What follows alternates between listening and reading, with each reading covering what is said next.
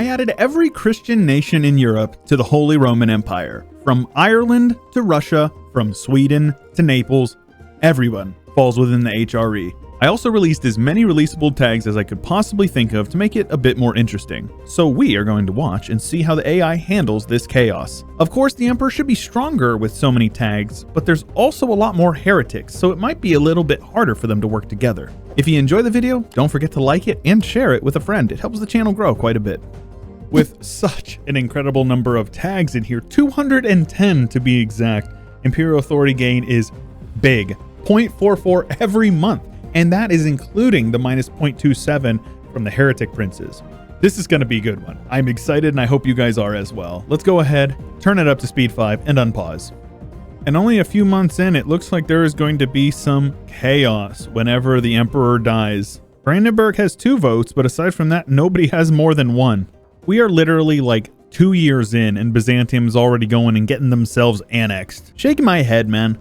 And it would appear that the Shadow Kingdom has fired and they decided to leave the empire. We do have a couple of stragglers here. Verona and Geneva have decided to remain. Meanwhile, Austria here is doing pretty good. They got a PU over Bohemia as well as Hungary, and apparently they got the Burgundian succession as well.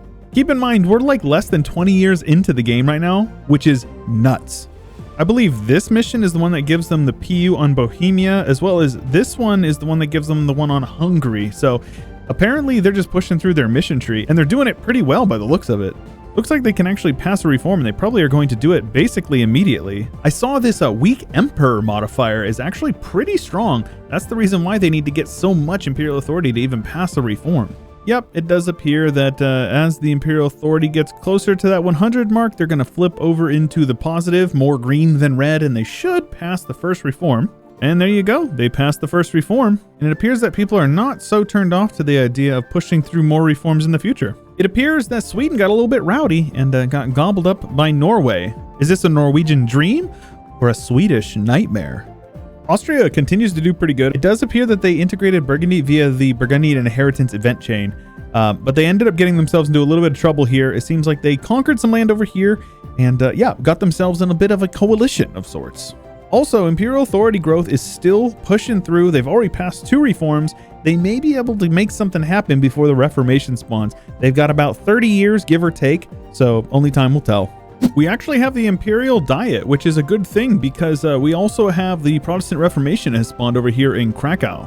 Austria has been attacking and pushing a couple of tags down here into the empire. I think Savoy and Saluzzo, Montferrat maybe. So it looks like they're definitely pushing to get more imperial authority, which I appreciate. Could you imagine an HRE formed by the AI that includes all Christians in Europe? Perfection. As far as out of Europe, Ming is still doing incredibly well. They've only passed 1 reform and they're not gaining a whole lot of mandate growth, but they have grown quite a bit. They've taken over a bunch of Manchuria, as well as Oirat and Mongolia are gone. Now is the part of the Chewbert vid where I show you Bengal doing really well, but it also looks like Jaunpur, Baumanis, and Vijay are all equally as strong as Bengal, so let's not rush to any conclusions here. So far, Portugal is in South America, specifically in Brazil, colonizing down here. And we've got the Castilians over here in the Caribbean. That is it so far, though, nothing else. In fact, of the usual colonizers, the only ones to take colonial ideas is Portugal and Castile. England and France did not. Well, the emperor just died, and we've got a new emperor here, young Karl von Habsburg. And for those of you who do not know, Karl was actually the final emperor of Austria-Hungary. Look him up. Very interesting historical figure. Pretty sure he died on like the island of Madeira in like his late 30s. Super sad. But the Reformation is slowly spreading, and I don't know. We'll see how things go because the Imperial Authority is still going up quite quickly. I'm really not sure. I assume they're going to go all the way down to here first, but as soon as they do this, then they're going to be able to start pushing through decentralized or centralized very quickly. So I don't know. I'm very curious which one they're going to go with. Reformed has spawned over here in France, and a couple of other Protestant centers have indeed popped up throughout Germany and Western Poland. There was a 3rd center here in Rupin, but it looked like they got force converted, so there is only 2 Protestant centers of Reformation. Though with the decline of the Hanseatic League, the Empire has got a bit more imperial authority. It looks like they may be able to disallow internal HRE wars before the Reformation gets into full swing. I'm not sure how that's going to make the Imperial Authority growth look, but only time will tell. And with the reformed centers of Reformation spawning over here in France, I think it's only a matter of time before enough people in the HRE are converted that there's not going to be any more Imperial Authority growth. Actually, I say that, and they're only gaining 0.01 per month with internal peace. So yeah, it looks like this is where the reforms are going to stop, because I don't think I've ever seen the HRE pull through and weather the storm that is the Reformation. As far as the colonial game goes, Portugal is over here colonizing as many provinces as they can without forming a colonial nation. They want like 2 or 3 provinces in each colonial nation, and that is it. However, the Castilian West Indies has spawned, and it looks like Castile is getting hegemony over the Caribbean. A little Barbados over here getting colonized by the English. It appears the English have gone colonial. And as one empire thrives, another empire collapses. The bureaucracy grew to accommodate the growing bureaucracy of the Ming, and it was too big and it collapsed. No surprise, it basically does every time we play the game. Though we do see a pretty cool tag coming out of here, a Manchu, so not all hope is lost. We still may yet see some interesting borders. Bengal, Bahmanis, and Vijay are still vying for power here in India, but it seems that Ayutthaya has joined the fray, trying to become that regional hegemon that they want to be. And I can't be the only person who is stoked up to see the Ottomans not become the most massive blob in the entire world by like 1600 this time around. Ah, Kabu. One of the most beautiful colors in the entire game. The real OGs in the crowd will remember when I used to stream over on Twitch. I played as Kabu and did the Dar al-Islam achievement where we formed like the communist pink caliphate. The screenshot for it is actually still the header on my Twitter. So if you guys want to see that, head on over and follow me at twitter.com/ChewieShoot. Linked in the description. The time for the League War is upon us, and things are looking a little interesting in this one. Seems fairly balanced, although I think the Catholics may have a little bit of an edge here. I do wish that this screen would say like the relative strength of the alliances at the bottom. That would be a nice little touch, but alas, we don't have that. Imperial Authority is gone. They're not going to get any more for the rest of the game, very obviously at this point. And as far as borders go, I mean, it's just a mess. It's the HRE. What do you expect? In the colonial front, Portugal is mostly the one in charge of South America, with a little bit of Castilian stuff on the north here. But we cannot forget about the famous Leonese colonial nations. North America is dotted with a few people. We've got Scottish, Norwegian, English, Brittany, and the west coast is all Spanish. And it does appear that the Catholics won the League War. But for some reason, you're taking a look over here. Wait a minute, where are the von Habsburgs? Well, Archduchess Maria Theresa came around and it looks like they did not pass the pragmatic sanction. So yeah, they're disqualified for the time being. And she's very young too, so it looks like Austria is not going to be getting it back anytime soon. Also, funnily enough, culture Burgundian, so that's kind of funny as well. How about that Daiviet, huh? Absolutely just popping off over here in southern China with a couple of exclaves over here in Tibet, and I have no idea how they got that land. Also, it looks like Tafilalt, who starts up over here, has migrated down and taken over like most of Western Africa, which is pretty sweet. They even went colonial. I didn't even know these guys would take expansion ideas, but they did it and they colonized a ton of land over here. Meanwhile, South America continues to fill in with colonies from both Portugal, Castile, but also Leon. And a bit more of the same up here in North America, but it looks like we also have a new challenger. Friesland has decided to go colonial as well. So Byzantium is trying to work through their mission tree, get some of their claims over here in southern Italy, and it's led to a bit of a coalition, mostly just Castile and Austria, but that is definitely enough to get them squashed like a bug if they decide to attack.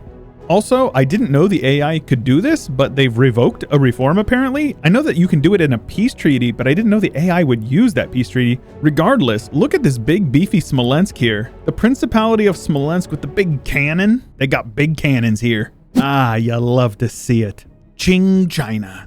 It looks like Manchu decided to take the mandate. Though it looks like it is probably not in their best interest to have it, considering the fact they have one tributary and it's an OPM Korea. Now, it almost seems that the Ottomans' AI is just like derped out. It's like turned off. They've hardly expanded at all. Cucking them out of their land over here in the Balkans absolutely just destroyed them. They couldn't do anything. They never got Constantinople, which means they never unlocked a large portion of their mission tree. So all around a good thing. No offense to my Turkish boys, I love you, no homo, but I cannot stand the Ottomans just blobbing out and being #1 great power in every single game. It gets so old. We have Breton La Plata down here in the south, a little bit of Frisian land as well, but the rest is mostly Portuguese, Castilian, and of course, Leonese Colombia. North America, Nova Scotia and the 13 colonies are the major guys over here on the east coast. West coast is Spanish colonies. We cannot forget about Frisian Canada, as well as Castilian Louisiana. Portugal is the major power over here in Mexico, but you gotta acknowledge Breton Baja California has a bit of a ring to it, yeah? And apparently, to steal the show from the HRE, the other empire in the game has been rebuilt and reborn, and the Qing is going very strong right now. Somehow these guys managed a tributary in Japan. They did have a tributary in all of Ayutthaya, but it looks like they've been eaten up in just the last few years. Eaten up by a Bengal that's, massive because it's a Chewbert bit. So, big Bengal. And even better yet, a good old hug box over here in India. Bengal allied to Bahmanis, the number 2 great power over here in the India region. Meanwhile, nothing too interesting to speak of over here in the HRE. I mean, it is the HRE, so borders don't change a whole lot. Though it looks like North America is done colonizing. And the tags are for the most part the same that they were the last time we looked. As far as Australia goes, it's all Portugal, always has been. But we do have the Frisian Malaccas over here, which I think has a nice ring to it. Tafilalt has crumbled, and Sokoto has taken over their place as the major power here in Western Africa, though Tafilalt still controls most of the coast. And when it's all said and done, Qing ended up still existing, but not quite as strong as they were before.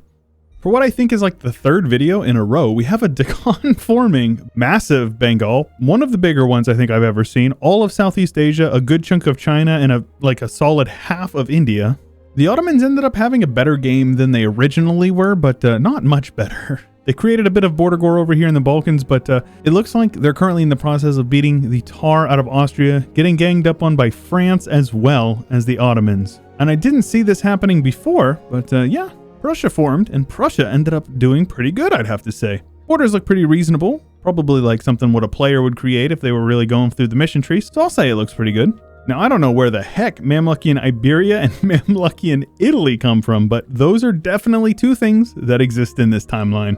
Sokoto ended up leaving their mark here on Western Africa, looking extremely powerful, and Congo is the guy in Central and parts of Southern Africa. Breton La Plata here, a crown colony of Brabant. Looks like somebody either got integrated or annexed.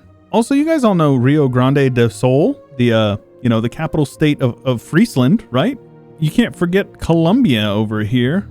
Mexican culture. I'm sure there's a few Colombians in the comment section that are not too happy to be called Mexican.